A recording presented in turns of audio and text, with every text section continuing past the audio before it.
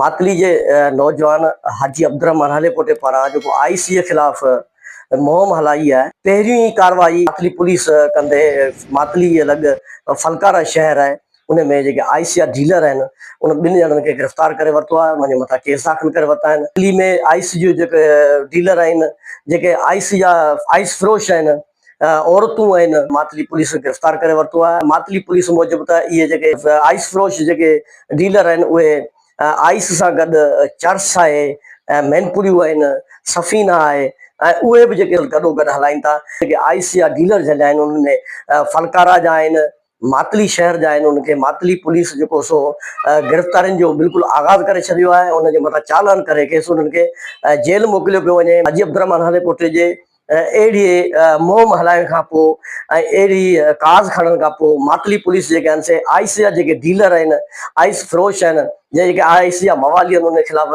Grand operation करे छॾियो आहे।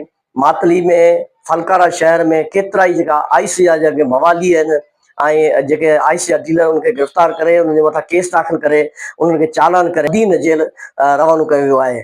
इहो तव्हांखे ॿुधाईंदो हलां त मातली पुलिस जे मूजिबि त असां हिन खां वधीक हाणे 2 ॾींहंनि खां पोइ वधीक जेके कार्रवाइयूं करे आइस जा जेके डीलर आहिनि उन्हनि खे बिल्कुलु गिरफ़्तार कंदासीं। इन खां अलावा तव्हांखे इहो ॿुधाईंदो हलां ज़िले बद्दीन जो जेके पुलिस अख़्तियारियूं आहिनि जा एसएसपी आहे उन ज़िले बद्दीन जा जेके बि थाणा आहिनि पुलिस जूं जेके बि अख़्तियारियूं आहिनि उन्हनि खे इहे पावर ॾेई छॾिया आहिनि ऐं इहो हुकुम करे छॾियो आहे त ज़िले बद्दीन में आइस जा जेके बि डीलर आहिनि उन्हनि खे फौरी तौरु गिरफ़्तार करे ऐं उन्हनि खे जेको सो चालान करे बद्दीन जेल मोकिलियो वञे उन्हनि खे कानून जे कटहरे में आयो वञे। कैमरा टीम सां गॾु हसन पवार मातली।